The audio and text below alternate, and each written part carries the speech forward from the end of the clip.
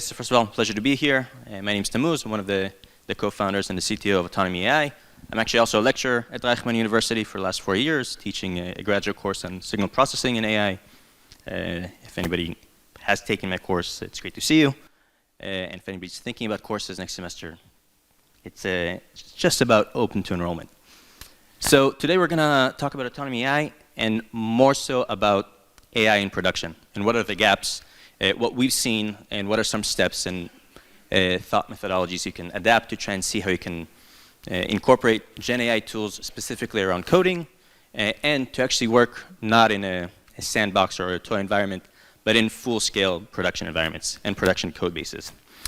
So with that, when I say GenAI, I basically mean vibecoding. That's what we all know. That's what we've all heard. And vibecoding today is growing in popularity quite a bit. There's a lot of noise. You've probably seen it. If you haven't seen it, I have no idea what kind of rock you're living under. But it's having a moment, much like the Beatles. And there's a ton of really, really well-known and exploding companies like Lovable, VZ, or Replit, the Israeli success story of Base 44. And this vibecoding moment is also a scary moment. And why is that? Because when you incorporate vibecoding tools to less technical and less experienced people, you can get mixed results. You can get results that kind of fall kind of the most user-facing way, and because Israel is the startup nation, a lot about security, you often fall around security. So Base 44 had a big vulnerability around user creations. T, that was vibecoded, also had really big vulnerability around access to user data. From what I heard, over 1 million DMs were publicly accessible. Tens of thousands of images were available, and this was for a dating app. Not the sort of stuff you necessarily want to get out there. And this example that I personally love is vibecoding that actually deleted a production DB. Now, I'll stick here for just a moment, because this example was brilliant, not just because the impact was catastrophic, but also because it shows how GenAI is trained. Models weren't trained to do the tasks. They were trained to mimic humans. Now, as an employee at a company, you can definitely see why GenAI learned to act like an employee at a company. Because it did something really bad, and then like any human employee, it lied. Because that's what you would do. If you mess up that big, you would go ahead and lie. Of course, when it was caught, it told the truth. But it just shows that we're using AI to do tasks. It wasn't trained necessarily to do tasks. It was trained to mimic a person, a human. And with that, it learned on kind of the entirety of the internet. So you can imagine what sort of human it learned from. So that's just one story. There's lots more stories out there. You can go ahead and search it up, and you'll find lots of scary tales, but also a lot of stuff that's not being said publicly. Anything vibe-coded, any sort of mishap there in an enterprise environment would most likely not be out and about. But I do love the way that dev community phrased it. They said vibe coding on a 10,000 line code base is totally different from a 10 million line code base. And that's where it really falls. And if you've seen amazing, amazing demo videos of people vibe coding just ridiculously beautiful and precise and working apps, those apps are tiny in terms of lines of code compared to anything real. So when you go and actually want to work inside a huge enterprise-grade code base, something that's been around for a year, a few years, many developers working on it, you're going to get a totally different result. And that's just, oh, there it is, there's a slide. That's a huge gap that we don't necessarily consider. And that's the gap in expectation and the promise that you see in all those amazing articles and YouTube videos saying, okay, I just did this and vibe coded everything, and it took me an hour, to a developer saying, okay, well, I need 4 days to do this work. It's amazing that there's vibe coding out there, but it's not going to help me here. So what does that mean? Does it mean that you can't vibe code? The answer is more complicated, and the answer is kind of a happy ending that you can. You can indeed vibe code, you just can't do it in the traditional sense. You can't do it the way you're seeing on YouTube. You can't do it in a way where you have an idea and you're going to tell cursor and you're going to sit there away from the computer for 10 minutes and it'll do the work for you. You need to be more methodical, and you need to put the burden not on the models. The models do a great job. The foundational models are pretty terrific, as we all see. And they do post-training to try and give it not the average human output, but something that is more tuned to our expectations. But frankly, the blame is not on them. The responsibility is on the organization and how the organization can go ahead and build the proper workflow to actually get them integrated. And a part of it is also not using AI as just a Swiss Army knife and saying, okay, well, like ChatGPT, I can use it for anything and everything.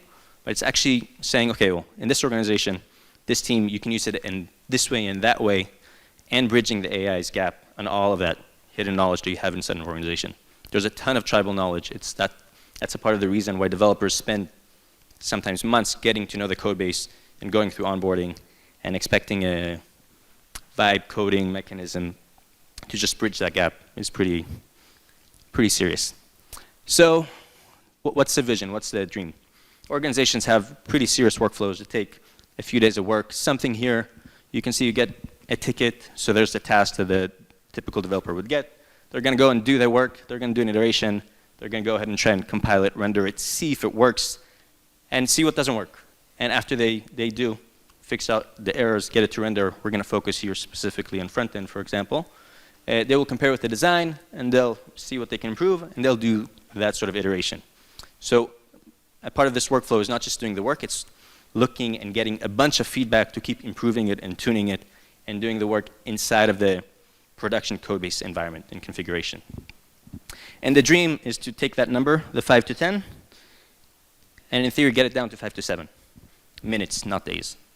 So here you can effectively give an AI the ability to do this, but you don't just vibe code it away. You need to set up mechanisms, you need to set up feedback loops, you need to have the AI be able to draft what is it's doing, but then also test itself and evaluate. And let's say render, and let's say compile, and let's say see, and make sure there's no errors, and only then give it the output to the human. And of course, there's something unsaid that it needs to also understand the ticket, understand the task. So what does that mean in terms of building blocks and what you need to do?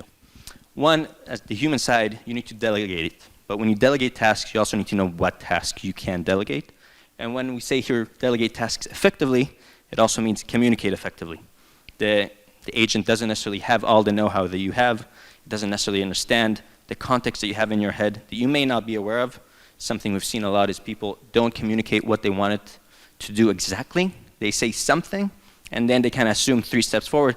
It should have understood that I meant this or that, even though I didn't say this or that. So that's a big part on the human element. And then you have the actual frameworks running the agents. The agents need to do work in a way that is transparent, let's say not lying if they delete a DB.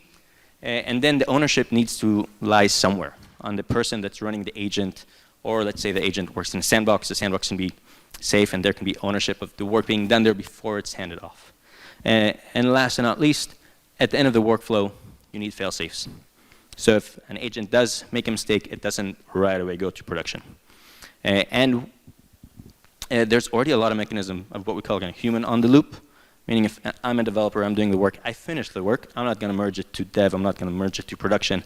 I'm going to open a code review for it so that there's that pull request, another human is going to developer, ideally experienced developer, is going to review it, and only then it's going to enter the code base. And even more so, there's CI/CD in place that should also test and catch if anything went wrong along the way. So these are all fail-safes that we've already built, or many organizations have built or should have built for their human developers. And we should very much keep in mind that agents should go through the same workflows and same human-in-the-loop review mechanism. But the big promise in all of this, if you do get it right, is that the work will no longer have to be done just by developers. And when I say developers, there's a lot of developers. There's juniors that we talked about this morning. There's seniors. The value you get out of vibe coding with senior developers is very different than the value you get out of vibe coding with junior developers. But if you do get the vibe coding, the agentic processes to work with junior developers, you can also get it working with non-technical. And that's kind of the dream. The dream is to get rid of that bottleneck of developers, or truly the bottleneck of senior developers, and get people who are product managers, who are QA, business managers, even designers, all those non-technical personas that are effectively responsible for the product, getting them to actually contribute to the code base, contribute in a meaningful way, and not in a sandbox environment. If people are familiar with tools used often in organizations by product managers, it'd be like a V0 or Lovable. They're not actually helping the organization, they're helping the product create a mock-up of the ticket that needs to be done, and not actually doing the ticket. So it doesn't actually give you a speed up as an organization. Today I'll talk to you a little bit about how we've addressed a few of these things in Faye, and some more mechanisms of alignment that we found that that we needed to add to really get the high quality that we need from agents. So first and foremost, the agent is not meant to just do the work without knowing what's going on. So you need to actually onboard the agent. We have a mechanism that we've built in place that helps us onboard it to small or big or medium-sized code bases, something that really gets that tribal knowledge that developers aggregate over time when they work on a code base to the agent, ideally immediately. And we do this by coding standards that you'll see shortly. And then beyond that, we also don't want the user to use us for everything and anything. We're very explicit on, okay, this agent was built not as a Swiss Army knife to do everything. We're built to do these things. So as a developer, you're going to come to us and do the work. Well, this is the kind of stuff that we're excellent at, and we'd like you to use the agent for. And that's also really important. Right now, agents are used kind of ambiguously for everything, even though they're not tuned for it. And we've seen that by making this really explicit, and we put kind of task definition buttons that the user can select between tasks, it helps also not just the agent do a better job, but the people that use us have a much clearer job understanding what it is they're going to ask the agent. And that brings us to the next point. What you're asking the agent to do is really critical, and we found that people don't do a good job of it. I don't know if you've experienced this yourself, but you can tell it to do this and that. It can be really detailed. It can be really vague. You'd give it a picture. We've had cases where agents got instructions to do this and a picture saying what to do, and they were not connected. So much like a human who would get confused, agents get very confused. AI is extremely literal.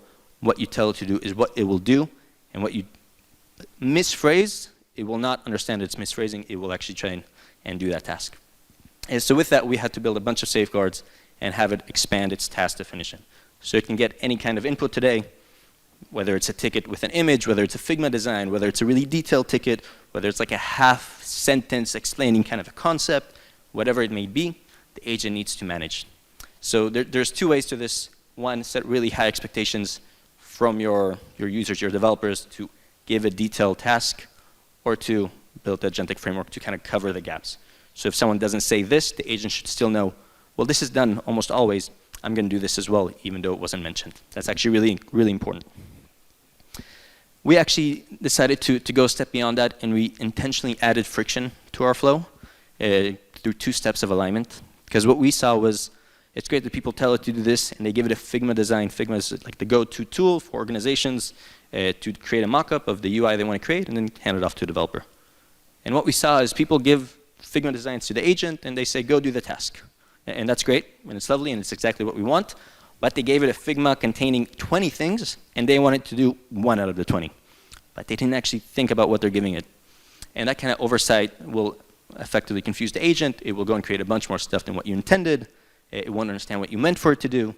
And that's why, at least for us, if you give it an image input or a Figma input, we will go ahead and add extra friction. We'll add a step in the middle, and we'll say, this is great. What do you want us to do out of this page? You can do entire design, and then we'll do everything, but you got to tell us that you're going to go for the entire design, because the agent can't assume that. And if not, we gave you a really easy kind of croppable, stretchable area, so you can indicate what from all this beautiful design you want the agent to focus on. So that's one step of alignment and clarification of the task input. Another step of alignment is when you work inside of a huge code base with, we've seen many thousands of components, there's a really hard jump that the AI or the developer would need to do to implement the code, not just in a way that renders, but a way that's maintainable and sustainable for the organization to work with over time. It basically comes down to reuse. How can you reuse existing functionality in the proper way?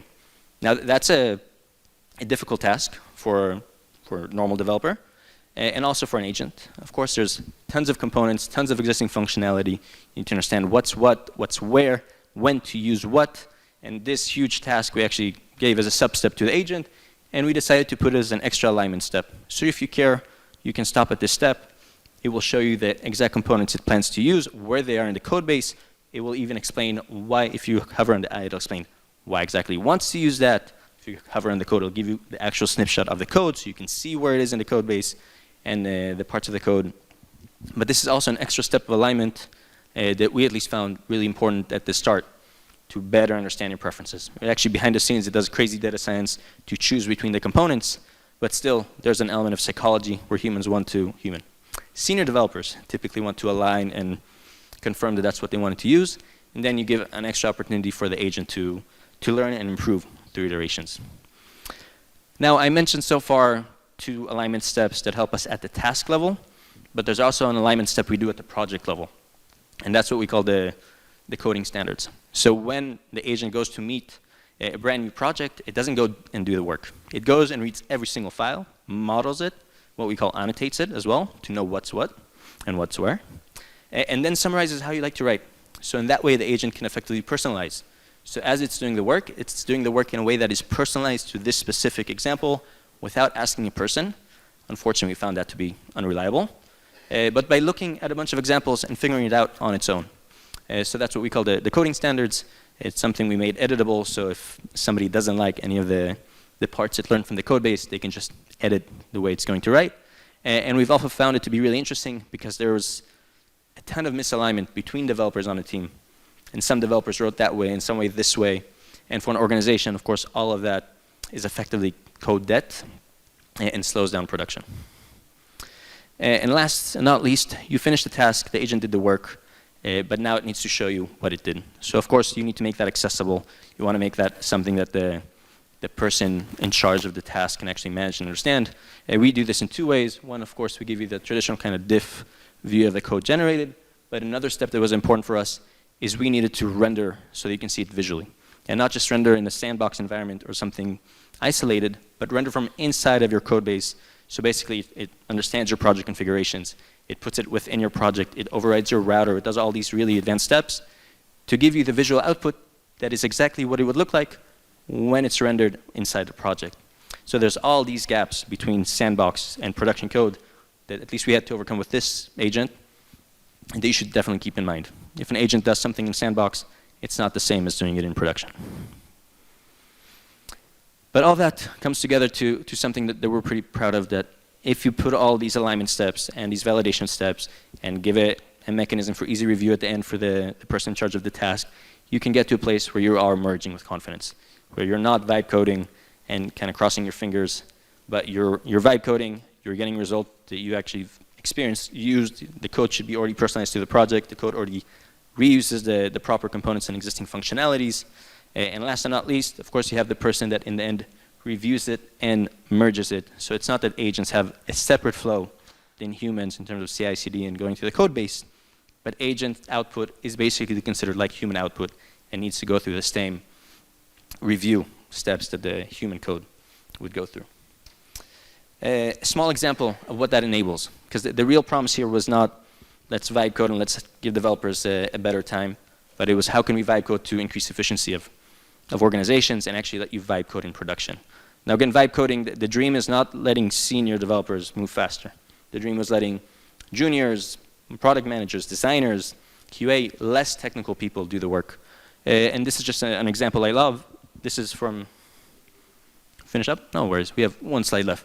This is an example I love of an HR company that didn't really know what they wanted. So the product manager said, I want a sidebar. I don't know what it is. Here's a half sentence. Figure it out. It figured out the design. It figured out the implementation. Everything was within the scope and personalized to the project. And even it did the product specifications all on its own. So again, the idea is to kind of reimagine workflows as soon as you get this going.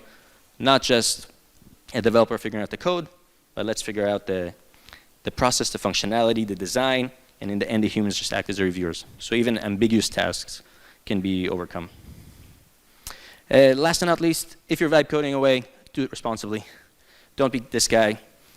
You can vibe code really quickly, and you can easily create years of dead code in just minutes or hours. Thank you very much.